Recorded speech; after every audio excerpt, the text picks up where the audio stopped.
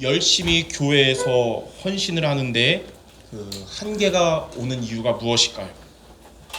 그리고 열심히 전도하고 또 열심히 기도하는데 응답이 없는 이유가 무엇이냐? 바로 성령의 인도를 받지 않기 때문입니다. 우리 성도 여러분들은 어떤 사람이 되어야 되냐면 성령의 인도받는 사람 되어야 됩니다. 성령의 인도받는 헌신이 되어야 되고 성령의 인도받는 전도 그리고 성령의 인도받는 기도가 되어야 되는 것입니다.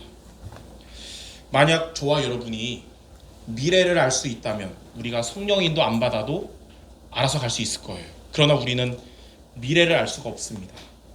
그리고 국가도 그렇고 총회도 그렇고 한치 앞을 예측하기 어려운 미래이기 때문에 우리는 성령의 인도를 받아야 되는 겁니다.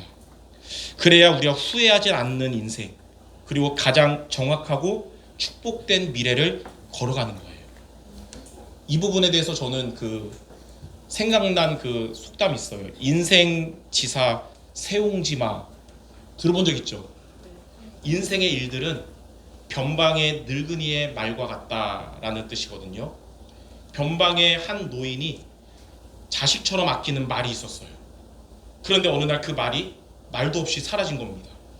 그리고 가족들은 가족을 잃은 것처럼 슬퍼했는데 그 노인은 아무렇지도 않은 것 같으니까 어르신 슬프지 않습니까? 근데 노인이 이렇게 말한 거예요. 이것이 슬픈 일일 수도 있고 또 기쁜 일일 수도 있지요. 이렇게 답을 한 거예요.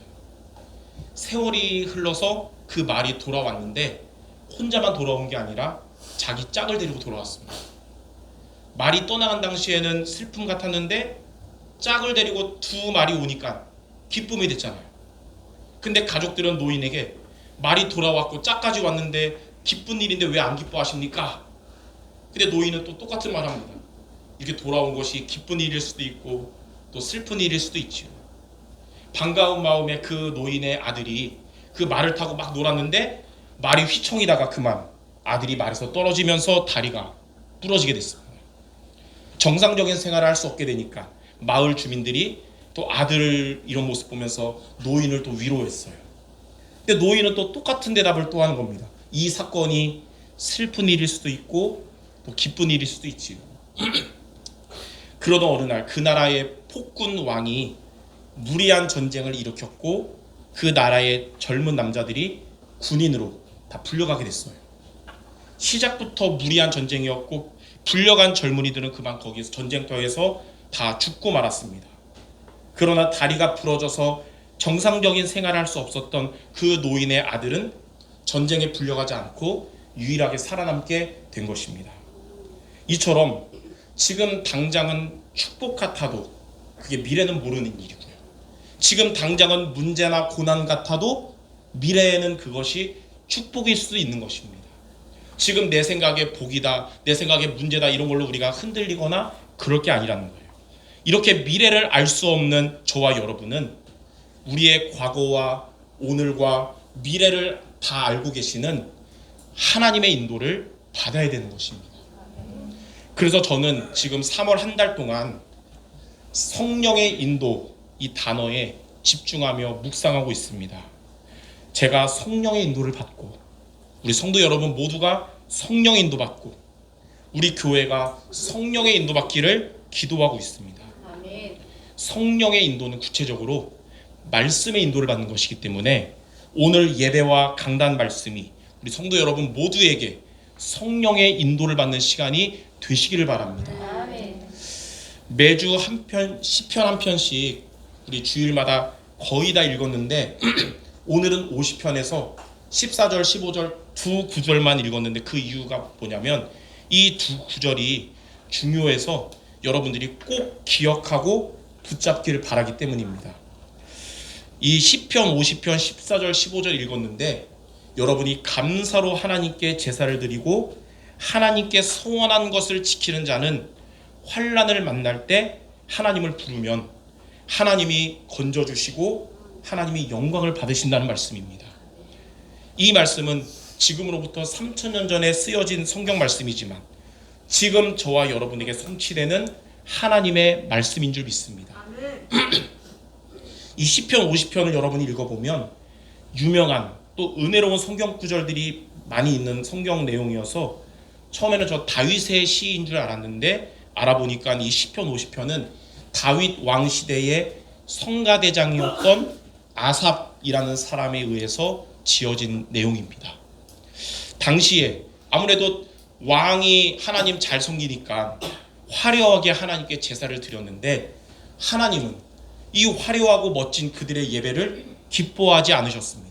왜냐하면 외적인 면에만 치중하고 하나님께 대한 감사와 진심의 예배가 되지 못하니까 하나님이 싫어하는 예배가 된 거예요.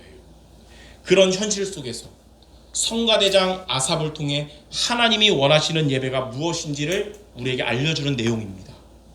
성도 여러분들이 삶의 회복 그리고 전도와 선교의 회복은 하나님이 원하시는 예배 회복으로부터 시작된다는 것을 알고 오늘 하나님이 원하시는 예배가 무엇인지를 오늘 붙잡는 시간이 모두 되시기 바랍니다. 자, 첫 번째로 하나님이 이렇게 말씀하셨어요. 나의 성도들을 내 앞에 모으라. 첫째로 피제사로 하나님과 언약한 이들의 예배입니다.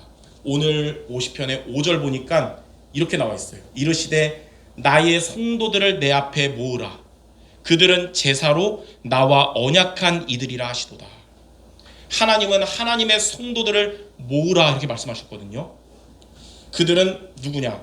제사로 하나님과 언약한 이들입니다. 이 본문의 제사는 번제 곧 피제사로서 예수 그리스도의 십자가의 죽음을 예표한 이 언약을 가진 예배를 말합니다. 구약시대의 피제사는 그리스도의 예표를 의미해서 구약시대의 피제사는 하나님을 만나는 길이 되고 죄와 저주에서 해방되는 비밀이고 사탄의 권세가 떠나가는 비밀입니다.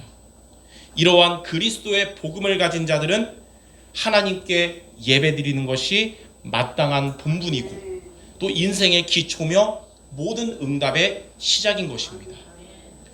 근데 두 번째, 이러한 언약 가진 예배를 하나님이 받으셔야 되는데 하나님이 원치 않은 이유가 있습니다. 8절에 이렇게 나와 있어요.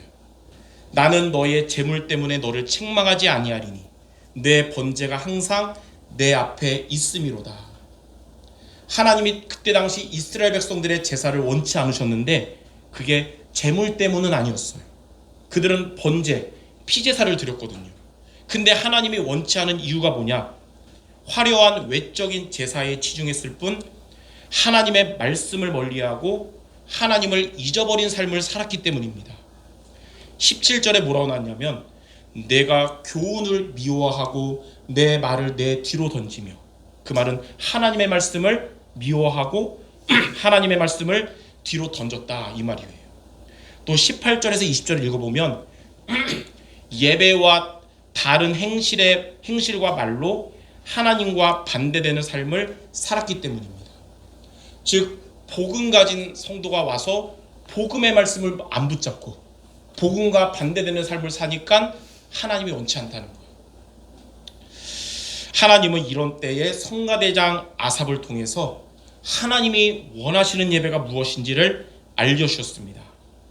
복음을 가진 여러분들의 예배는 구약으로 말하면 피제사를 드리는 거거든요. 이런 저와 여러분에게 하나님이 복음 가진 여러분에게 원하시는 예배가 무엇인가, 오늘 그것을 붙잡는 시간이 되어야겠어요. 자, 그래서 크게 두 번째로 하나님이 원하시는 예배를 드리려면 어떻게 됩니까? 우리가 오늘 읽었던 14절 15절은 언약 가진 성도가 하나님이 원하시는 예배하는 세 가지 미션에 대해서 나와 있습니다. 감사로 하나님께 제사를 드리고, 또 지존하신 이에게 내 소원을 갚으며, 환난 날에 나를 부르라. 그러면 내가 너를 건지리니 내가 나를 영어롭게 하리로다. 여러분, 첫 번째로 붙잡을 예배가 있습니다. 감사로 하나님께 예배를 드려야 됩니다. 우리가 감사가 하나님이 기쁘게 받으시는 예배의 첫 번째 핵심이에요. 근데 무엇에 대한 감사인지가 중요합니다. 우리를 죄와 지옥과 사탄의 권세에서 구원하심에 대한 감사예요. 지금 여러분 어떠한 상황에서도 여러분을 버리지 않으시고 늘 함께 하심에 대한 감사입니다. 우리가 앞으로 걸어갈 길에 여러분 걸어가는 발걸음에 승리를 주실 것에 대한 감사를 말합니다. 즉 복음에 대한 감사죠. 시편 118편 21절에 보니까 주께서 내게 응답하시고 나의 구원이 되셨으니 내가 주께 감사하리로다. 고린도전서 15장 17절에는 바울이 이렇게 말했어요. 우리 주 예수 그리스도로 말미암아 우리에게 승리를 주시는 하나님께 감사하노니. 오늘 우리가 예배 전에 찬양 429장 불렀잖아요. 근데 가사에 보면 세상 모든 풍파 너를 흔들어 약한 마음 낙심하게 될 때에 내려주신 주의 복을 세워라. 주의 크신 복을 내가 알리라. 여러분에게 약한 마음 낙심하게 될 만큼 어려움이 올지라도 하나님이 여러분에게 주신 복음의 은혜를 여러분이 다시 한번 붙잡아야 됩니다. 우리를 죄와 지옥과 사탄의 권세에서 구원하셔서 하나님 자녀 되게 하신 이 복음이에요. 지금 여러분의 삶에 하나님은 1초도 여러분 버리지 않으시고 여러분과 함께 하시며 지키심이 바로 복음이고, 우리가 한 번도 가지 못한 우리의 미래의 발걸음에도 승리를 주시는 이 복음, 이 복음을 하나님이 여러분에게 주심에 대한 감사가 회복되시기 바랍니다. 우리가 살다가 몇만 원, 몇십만 원, 몇백만 원 손해보면 되게 그렇잖아요. 근데 수백억에 있다는 것 축복을 받으면 몇백만 원 손해본 거 괜찮잖아요. 마찬가지 우리 삶의 마음이 약한 마음 낙심할 만큼 어려움이 올지라도 하나님 여러분에게 주신 복음의 은혜가 비교하지 않을 만큼 크다는 사실을 다시 한번 붙잡으시기 바랍니다. 이렇게 여러분에게 구원자 되시고 지금 우리와 함께 하시며 앞으로도 승리를 주시는 하나님께 감사하는 예배가 되시기를 주님의 이름으로 축원합니다. 영국의 그 성직자였고 또 신학자였던 존 헨리 뉴먼이라는 사람이 이렇게 말했어요. 감사는 최고의 항암제요, 해독제요, 방부제다. 그냥 감사가 아니라 복음 주신 하나님께 감사하는 것. 하나님은 그러한 여러분 가장 건강한 사람 되게 하실 줄 믿습니다. 오늘도 예배를 통해 복음 주신, 구원 주신 하나님께 감사가 회복되는 예배 모두 되시기 바랍니다. 23절에 이렇게 나와 있어요. 감사로 제사를 드리는 자가 나를 영화롭게 하나니 그의 행위를 옳게 하는 자에게 내가 하나님의 구원을 보이리라. 하나님은 감사로 예배하는 자가 하나님을 영화롭게 한다 그랬어요. 감사가 회복되는 여러분의 예배를 통해 하나님께서 영광을 받으실 줄 믿습니다. 혹 오늘 예배 들어올 때 좀 불평이나 좀 안 좋은 마음으로 오신 분이 있다면 예배 마치고 돌아갈 때는 하나님을 향한 감사가 있기를 주님의 이름으로 축원합니다. 자, 두 번째 우리가 붙잡을 미션이에요. 하나님께 나의 서원을 갚아야 합니다. 오늘 읽은 본문에 보니까 첫 번째는 감사로 하나님께 제사를 드리고, 두 번째는 지존하신 이에게 내 서원을 갚으며 그랬죠. 자, 하나님과의 약속을 이행하는 것, 실천하는 것이 예배의 두 번째 핵심입니다. 하나님과의 약속을 이행한다는 것은 실천이 따르는 예배로, 이것이 진정한 예배인 것입니다. 하나님 앞에 약속을 지키는 예배, 그리고 말씀을 실천하는 예배는 하나님의 은혜가 중단되지 않는 우리의 행위입니다. 하나님의 은혜가 여러분에게 중단되지 않고 계속되기를 원합니다. 예수님은 이런 말씀의 실천에 대해서 마태복음 7장 24절에서 27절에 보니까 반석 위에 지은 집과 또 모래 위에 지은 집의 비유로 말씀하셨어요. 주의 말씀을 듣고 실천하는 자는 반석 위에 지은 집과 같아서 우리 인생에 비바람이 불고 창수가 나도 무너지지 않아요. 근데 말씀을 듣고도 실천하지 않으면 모래 위에 지은 집과 같아서 언젠간 불어닥치는 인생의 비바람에 또 창수가 나면 무너진다는 거예요. 하나님께 나의 서원을 갚는 예배, 그리고 주의 말씀을 듣고 실천하는 삶은 여러분의 인생을 반석 위에 지은 집처럼 절대로 무너지지 않게 하실 것입니다. 그리스도를 오직으로 붙잡는 내가 되도록 하나님께 오늘도 서원하는 여러분 되기 바랍니다. 하나님, 다시 내가 그리스도를 오직으로 붙잡게 하옵소서. 그리스도가 중심 되시며 나의 주인이 그리스도가 되게 하옵소서. 포도나무에 붙어있는 가지처럼 그리스도의 말씀 안에 항상 있게 하옵소서. 저는 올해 그 송무영신 예배, 우리 신년 예배를 드리면서 언약 안에 포도나무에 붙어있는 내가 되도록 말씀 준비하면서 다시 한번 하나님께 서원했어요. 그리고 이러한 믿음의 서원대로 살아가도록 노력하시기 바랍니다. 여러분의 이러한 언약의 서원을 하나님은 기뻐하시며 여러분 지킬 수 있도록 은혜와 힘을 주실 것입니다. 그래서 예배를 통해 하나님이 주신 말씀의 미션에 도전하기 바랍니다. 하나님은 여러분에게 주신 말씀 성취하실 것이고 하나님의 은혜가 끊어지지 않게 하실 것입니다. 자, 세 번째로 우리가 붙잡을 미션이 있습니다. 환난 날에 하나님을 불러야 합니다. 환난 날에 주의 이름을 부르는 것이 바로 예배의 세 번째 핵심이거든요. 구원은 하나님만이 유일한 구원이시며 피난처라는 것을 확신하는 거예요. 여러분의 삶에 환난이 올지라도 그런 환난의 유일한 피난처는 하나님이심을 믿고 하나님께 바라봐야 되는 겁니다. 야곱은 사방에서 공격하려는 환난 중에 하나님을 찾았고 하나님은 하나님을 찾은 야곱에게 창세기 35장 1절에 이렇게 말씀하셨어요. 일어나서 베델로 올라가서 거기에서 하나님께 제단을 쌓으라. 야곱은 가족들에게 가지고 있는 모든 우상을 다 버리라고 하면서 이렇게 말했습니다. 우리가 일어나서 베델로 올라가자. 내가 환난 날에 나에게 응답하셨고 내가 가는 길에서 나와 함께 하신 하나님께 내가 거기서 제단을 쌓으려 하노라. 야곱의 가족들은 가지고 있던 모든 우상을 버리고 하나님께 단을 쌓으러 베델로 올라갔습니다. 사방이 공격할 그 위기 속에서 그렇게 했거든요. 근데 창세기 35장 5절에 보니까 이렇게 나와 있어요. 그들이 베델로 떠났는데 하나님이 사면 고울들로 크게 두려워하게 하셨으므로 야곱의 아들들을 추격하는 자가 없었더라. 야곱처럼 하나님만이 유일한 구원이시며 피난처 되심을 확신하는 예배를 하나님이 기뻐하시고 또 역사하실 것입니다. 다윗도 대적의 공격 앞에서 사람이 해답이 아니고 나는 배경이 없구나 이렇게 생각될 때 시편 121편 1절 2절에 이렇게 고백했습니다. 내가 산을 향하여 눈을 들리라. 나의 도움이 어디서 올까? 나의 도움은 천지를 지으신 여호와에게서오다. 여호와 하나님이 여러분의 진정한 도움 되십니다. 여호와 하나님만이 여러분의 진정한 해결자라는 사실을 믿으시기 바랍니다. 이처럼 하나님은 환난 때에 하나님을 부르는 언약의 사람을 결코 방관하지 않으시고 반드시 돌보아 주십니다.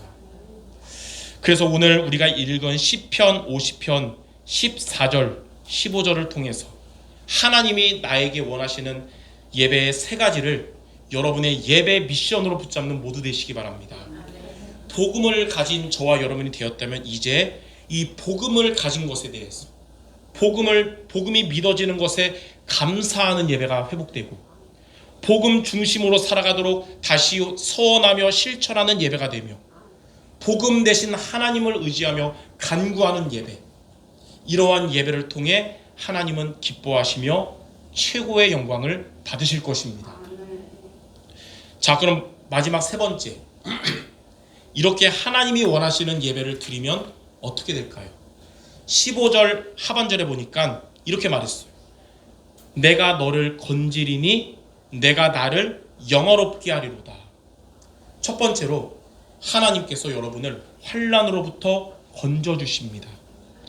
감사하는 예배, 또 실천하는 예배, 간구하는 예배할 때 하나님은 환난 중에 기꺼이 응답하시며 건져주시는 거예요. 하나님은 성도 여러분들의 예배와 기도에 불성실한 태도를 취하지 않으시고 반드시 응답하십니다. 예레미야 33장 3절에 너는 내게 부르짖으라. 내가 내게 응답하겠고 내가 알지 못하는 크고 은밀한 일을 내게 보이리라. 혹 여러분에게 영적인 건강이나 마음의 건강, 또 육신의 건강의 환난 중에 있다면, 또는 산업과 경제의 환난 중에 있다면, 아니면 가정과 인간관계의 환난 중에 있다면 오늘 말씀 붙잡고 하나님이 원하시는 예배 승리하시기 바랍니다. 혹 나는 제대로 신앙생활하고 싶은데 또 제대로 살아가고 싶은데 환난이 오고 있다. 여러분, 하나님이 원하시는 예배 승리하시기 바랍니다. 환난 중에 베델로 올라가서 제단을 쌓은 야곱처럼, 또 조카 롯을 떠나보낸 뒤에 하나님께 제단을 쌓은 아브라함처럼 하나님은 여러분을 환난으로부터 건져주실 줄 믿습니다. 시편 121편 5절에서 7절에 하나님 우리에게 이렇게 약속하셨어요. 여호와는 너를 지키시는 이시라. 여호와께서 내 오른쪽에서 너의 그늘이 되시나니 낮에 해가 너를 상하지 않게 하고 밤에 달도 너를 해치지 아니하리로다. 여호와께서 너를 지켜 모든 환난을 면하게 하시며 또 내 영혼을 지키시리로다. 이 말씀이 그냥 역사에 기록된 책이 아니라 지금 살아있는 하나님의 말씀이고 여러분들에게 성취될 하나님의 말씀이 될 것입니다. 자, 두 번째로 이렇게 하나님이 원하시는 예배드리는 여러분들 통해서 하나님이 영광을 받으십니다. 하나님이 여러분들을 통해 여러분을 환난에서 건지시는 이유가 뭐냐? 바로 여러분들을 사랑하시기 때문이며 더 궁극적인 의미는 여러분들을 통해서 하나님이 영광을 얻기 위함입니다. 기독교의 대표적인 교리 문답인 웨스터민스터 제1번에 보면 인간의 제1이 되는 목적은 하나님을 영화롭게 하고 영원토록 그를 기뻐하는 것이다 그랬어요.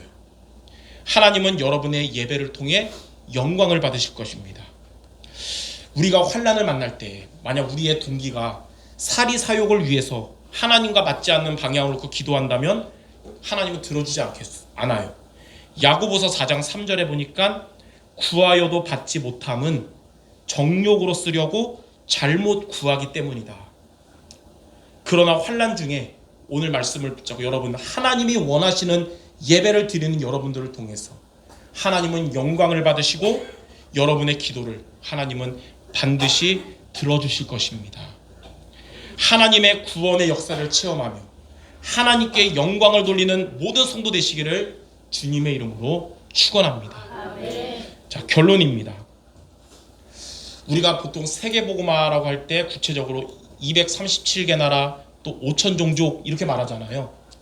살면서 그리스도라는 단어를 한 번도 듣지 못하고 한 인생을 마친 사람들 5천 종족 속에 많이 대부분 그래요. 그리고 그리스도라는 단어는 들어봤지만 그리스도가 무엇인지를 모른 채 죽은 237개 나라 사람들도 많습니다. 그러나 저와 여러분들은 하나님의 은혜로 그리스도가 무엇인지 정확하게 알게 됐고요. 또 그리스도가 믿어지는 자요, 그리스도를 일심전심 지속하는 자 된 것에 대해서 이러한 은혜를 주신 것에 대해서 하나님께 감사하시기 바랍니다. 우리가 똑똑해서나 잘나서 그리스도를 깨달은 게 아니고 전적인 하나님의 은혜로 됐다는 거예요. 그리고 하나님의 절대 계획인 하나님의 소원인 세계복음화를 비전으로 품게 됨에, 그리고 여러분의 발걸음이 세계복음화의 여정 속에 있게 됨에 대해서 감사하시기 바랍니다.